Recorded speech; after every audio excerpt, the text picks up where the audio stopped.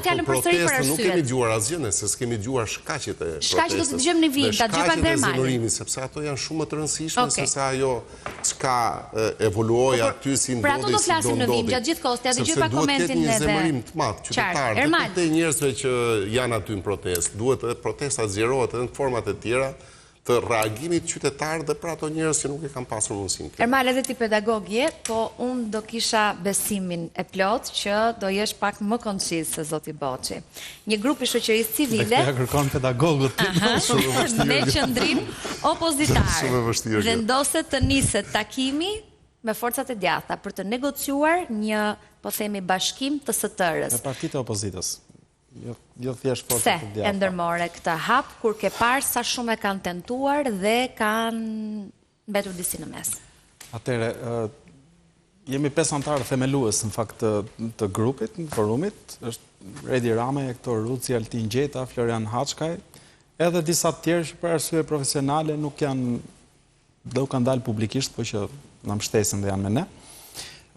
Arsye pse nuk ka funksionu deri tani, kanë qenë thjeshta, sepse në fakt një parti ka organizuar një tryezë, ka ftuar tjerët nuk i shkojnë, pastaj partia tjetër ka bërë të njëjtën gjë dhe nuk i kanë shkuar.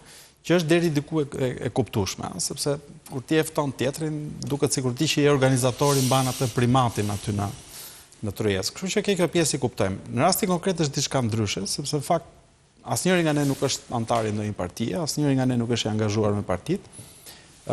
Ne që jemi aty kemi qenë vazhdimisht kritik, dhe po flas edhe në emrin tim, kemi qenë kritik ndaj qeverisë, po kemi qenë kritik edhe ndaj opozitës në fakt, dhe për këtë jeni dëshmitar edhe ju, ndaj opozitës për një lloj amullie ose një lloj paaftësie për të mobilizuar më tepër dhe për të bindur më tepër, pra për të krijuar besueshmëri. Kështu që kjo ishte arsyeja pse u krijua forumi. Ne mendojmë që përpara se secila nga partitë të mendojë për konkurrencë me njëra tjetrën, radh parë ka për detyrë të mendojë për atë çfarë është e Shqipërisë, që është çështja e ndryshimit të qeverisjes. S'po i hyn pasaj problemeve të qeverisjes. Kështu që kjo është arsyeja. Ka disa pika të përbashkëta që ne mendojmë që mund t'i bashkojnë, mund t'i bëjnë partitë të sjellin një tryezë bashkëpunimi. Radh parë është çështja e një qëndrimi unik, shpresoj, të partive të opozitës në raport me kodin zgjedhor, pra të ndryshohet ai kod që ekziston aktualisht dhe që është bërë në fakt pjesërisht dhe me qëllimin, jo pjesërisht, por ndoshta dhe me qëllimin kryesor për të shmangur nga loja partitë e reja dhe të vogla, dhe për t'i thënë më tepër mundësi përfaqësimit të drejta shqiptarëve. Dhe kemi një sistem përfaqësues që s'ka asnjë lloj kuptimi në Shqipëri. S'po i futem pastaj analizës, se njëta gjë me reformën territoriale dhe aty ka nevojë. Kështu që ka disa elemente edhe pjesa e mbështetjes së një funksionimi ligjor, kushtetues të fakt të sistemit të drejtësisë, i cili për hir vërtetës duhet thënë që ka qenë shumë më efikas në punën e tij se sa dhe vetë opozita, përmes skandaleve që kanë nxjerrë dhe që ka faktuar. Gjitha këto na bëjnë të mendojmë që ka një lloj baze të mundshme bashkëpunimi midis partive të opozitës. Tani, po prisa të përfundoj, ti vije pikën dhe u tregove korrekt dhe uroj mos të të vendos në pozitë me pyetjen që do të bëj. Për sa kohë gjithë kjo opozita, forca e djathtë, nuk u bë bashk për emrin tënd për kandidat për kryetar bashkie, pse mendon që do bëhet bashk me iniciativën tënde për t'i bërë këta të gjithë bashk? Tere, para nuk është çështje personale. Edhe nisma nuk është thjesht e imja, është edhe tjerëve që janë aty. E dyta, nuk është fjala thjesht për partitë e djathta, por partitë në tërësi, se njëri është më djathtë, tjetri është më afër qendrës e tjerë. Për sa i përket çështjes kandidaturës për Tiranën, ai ishte një proces komplet i hapur. Unë shpreha, u gjenda edhe pak papritur në atë proces në fakt. E di, e mbaj mend po. E kam sqaruar publikisht më herët, por u gjenda aty dhe e mora përsipër atë gjë. U zgjodh një kandidaturë tjetër. Në një proces normal, ata që vendosën partitë e djathta në rastin konkret, po jo vetëm, po partitë e djathta le themi kryesore, Mundësia dhe Partia Demokratike kryesisht, ata që vendosën gjykuan që kishte një kandidat më të mirë, më të përshtatshëm se sa unë për atë.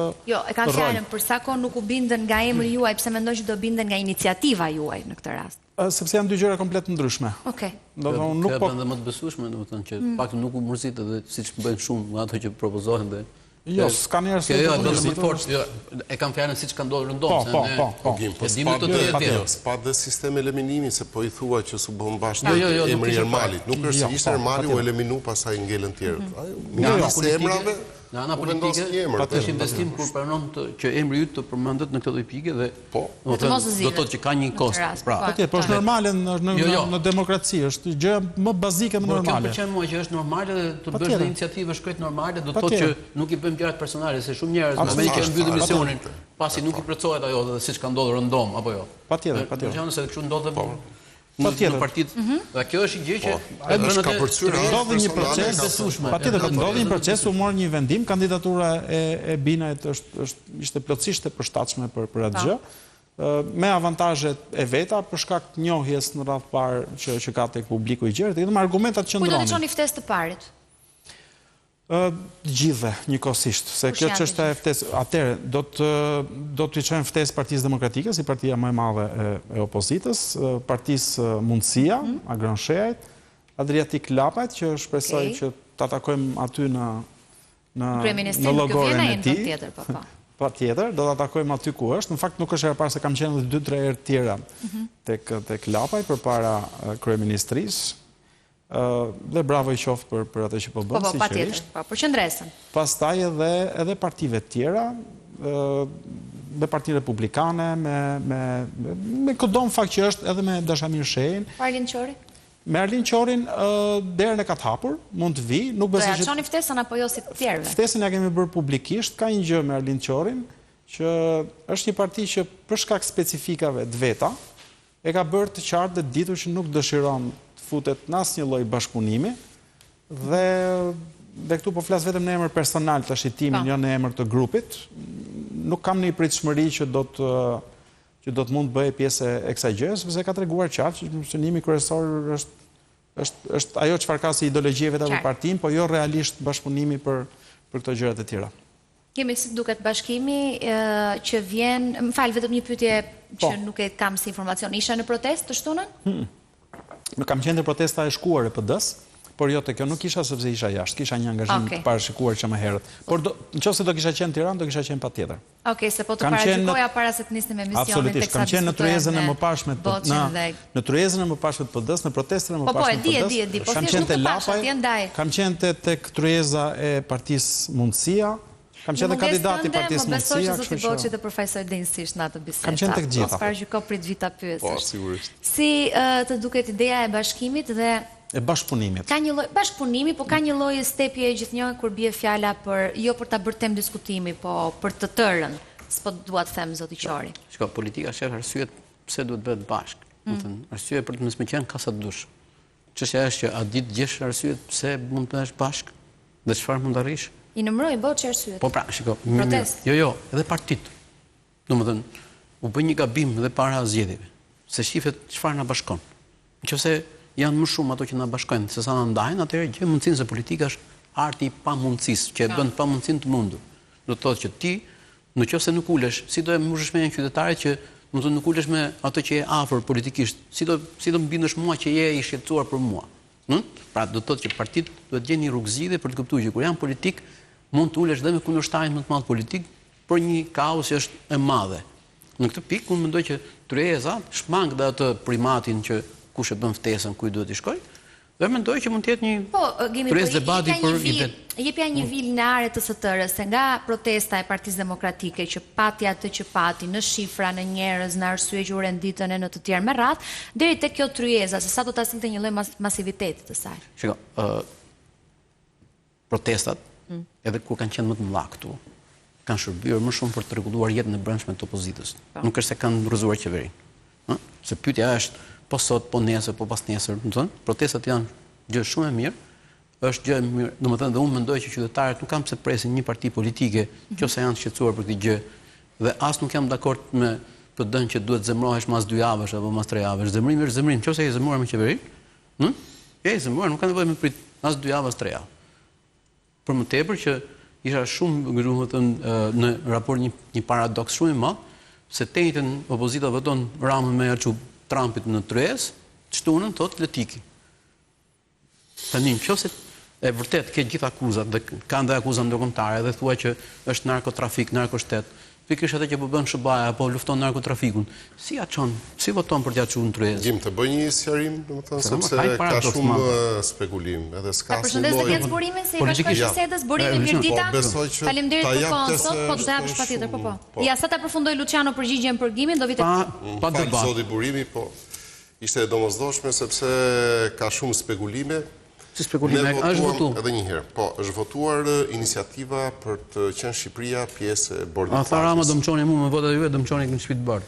Tani, nëse Rama një, domethënë, dëshirë shtetare të PD-s për të votuar ato iniciativa që nderojnë Shqipërinë e interpreton në interes personal, është çështja e gjuhës. Që e kanë interpretuar gjithë kryeministrat në vizitën në shtëpi të bardh. Ja ta jap sqarimin sepse edhe Berisha dhe Meta dhe Nano dhe unë e di që ti e njeh procedurën parlamentare, kam bindjen, megjithëse ndoshta, domethënë, ka munguar qenia aty, e ke merituar sigurisht në atë këndvështrimin tim. Por ne kemi bërë propozime amendime dhe kërkuam që emri i Ramës në nenet e ratifikimit marrëveshjes të mos. Po e kanë ndjek debatin, patjetër. Sigurisht. Dhe ato nene që e kishin emrin janë votuar kundër nga Partia Demokratike. Kështu që mos bëjmë spekulime, ndiqeni votimin, ne kemi votuar marrëveshje dhe këtë marrëveshje. Marrëveshje çon Ramën atje. Di çfarë ndryshon kjo? Nuk ndryshon konceptin ton që atje shkon Shqipëria, nuk shkon as Rama dhe as dikush. Po nuk ka debat as ku ku jemi me BE. Dhe kam sjell një shembull dhe po ta jap edhe ty. Shqipëria është antare OKB-s, një organizatë që konkuron sot bordin e paqes, që është në Pelena Koma. Dhe kisha një pyetje, domethënë, kush e ka futur Shqipërinë në OKB? Kush ka qenë ai personazh që e ka përfaqësuar, ka firmosur? Asnjëri nuk e di këtu. Dhe në momentin e Britania u bë marrëveshja, domethënë me. Po ja, pra kur çe viti thash? Në vitin 1924. Në OKB. Ke bërë marrëveshje. Në OKB, kur u bë? Kur u fut Shqipëria? U fut. Por e ke bërë marrëveshje me britanikët, i ke fal pagurin, ishte. U fut në 1955. Ja pra, u fut në 1955. E di pse po e bëj, se hyn Shqipëria, ngelet Shqipëria. Nuk ngelet emri, nuk ka rëndësi kush ka qenë kryeministër në 55. Se vendet serioze bëjnë marrëveshje si shtete, nuk ka rëndësi si ka qenë dhe regjimi. Sepse është pjesë e OKB-s sot. Pra faktë është Rama do shkoj, kjo këtë përfundimi. Po faktë është se është kryeministër që ja dha drejtën presidenti, se duhet shkoj kreu shtetit. Do zbatohet kushtetuta në këtë rast. Do të kishte votuar është narkotrafik, domethënë ja çu Trumpit një narkotrafikant. Duam ngatrojmë konceptet shtetërore të Shqipërisë me konceptet politike, se kush është për momentin drejtues dhe kryetar, dhe këtë do ta bëj Rama, po jo ne, dhe të paktën jo ju si opinionist që shkallën e inteligjencës se keni më të lartë Rama tash. Logjika që ju mbështesin Shqipërinë më pëlqen, po kjo do të jetë një standard i përhershëm, jo një standard në këtë moment. Ose do zgjidhja favorin e Shqipërisë për gjithë vitet që do vinë, për brezat që do vinë, ose do zgjidhja inatin tim kundër Ramës dhe do votoja kundër. Atëherë çfarë do më thoje ti sot mua? Që ti je kundër Amerikës? Që ti nuk do Shqipërinë? Sepse do ishe përballë këtij ligjërimi. Po patjetër, bombarduar, spinuar, po më në të gjitha nivelet dhe do vazhdonte edhe me muaj edhe ndoshta nuk e di parlament kur bëhet garë. Është paradoksale kjo. Se zoti Berisha ka ndërtuar narrativën që edhe një herë, Rama duro do bie, narrativat politike nuk përputhen ndonjëherë me vendimet politike kur këto vendime aq më tepër kanë interes kombëtar. Sa po folëm bashkisht me Ram dakord që kujdesi yt për gjuhën është një respekt në vete. Pse nuk e kanë këtë respekt për gjuhën të tjerë ato që flasin më shumë se sa këtu? Ato respektin. E kam po e shpreh në forma ndryshme. Unë e shpreh në formën time, origjinale. Po jo më do të marrësh përgjegjësi për atë që thua, ti thua e ke sigurt. Zoti Burimi ka se po na pret, ka formën e tij origjinale, sepse e kam dëgjuar, dhe gjithë ne që folëm këtu kemi formën tonë dhe ne respektojmë gjuhën. Sepse unë shpreh mendimin tim duke respektuar gjuhën. Dhe një person tjetër ka veçorinë, mos dalim, mos ngatrojmë narrativën me qëndrimet politike, sepse vërtet, domethënë, krijohet edhe ndonjëherë konflikt në narrativë dhe qëndrimin politik tash kur prevalojnë çështje që janë përtej forcave politike dhe personale dhe inateve personale. Shumë mirë, Partia Demokratike duhet merrë një falënderim të madh, duhet të ishte duar të rokit në opinion, votoi Shqipërinë dhe nuk nuk Një qytetar që çet nga shtëpia që voton Tender Ramën dhe të punon e proteston nuk e kupton dot. Mirë, këtë po them, për konceptin perceptimin publik. Jo, qytetari nuk e kupton kurse ju e ngatroni akoma më shumë qytetarë. Po më pse ja pyet atë parashtrimi që bëri sot. Parashtrimi që bëre sot është për ta ngatruar qytetarin. Ndërkohë që unë po them nga shtëpia. Tani një sekond. Unë jam shumë i qartë, po bëja qartë. Vetëm një sekond. Vetëm një fjalim ka kërkuar Ermali, nëse është vetëm një do ndihmoje, po. Unë zakonisht jam shumë dakord me zotin Baçi, me Gimi, se jemi dhe miq. Po këtë rasti konkret thjesht po i tregoj një gjë të vogël. Në vitin 403 para erës sonë, Sparta dhe Athina fillojnë luftën. Dhe në fakt Më kaloi këtu që ditë prap. Fillon dhe lufta civile në fakt. Dhe që ndodh, oligarkët që ishin aty ata që aristokracia, oligarkët që qeverisnin Athinën në atë moment, në fakt, ndesheshin me demokratët, shkonin dhe marrin një goxha borxh të madh për luftën civile Spartës, armiqve tradicional të Athinës. Dhe humbin aristokratët, oligarkët e tjerë, fitojnë demokratët. Që ndodh, gjëja parë që bëjnë demokratët, sapo marrin pushtetin, shkojnë edhe i kthejnë borxhin Spartës. Nësë duham t'ju kemi borxh, borxhi është varësi. Sepse borxhi është varësi e para, e dyta është edhe çështje e përfaqësimit. Dhe këtu jam relativisht dakord me atë që thot zoti Boçi, që pavarësisht mënyrës se si u përpoq ta. U bëra profesion edhe drejt të dyve. Urdhë? Edhe drejt të dyve. Prandaj e bëri të dyve. Po them mendimin tim, pastaj se kush e gjen veten aty është çështje tjetër. Po them mendimin tim. Domethënë janë të dyja aty bashkë. Çështja e prezantimit të Po pa do të jesh parimor normal gjithmonë, sepse këtë po them, po doja ka, o do jesh në parim gjithmonë, ose do jesh konkret. Problemi është mjeshtria e Ramës për të lidhur të dyja në mënyrë të tillë që nuk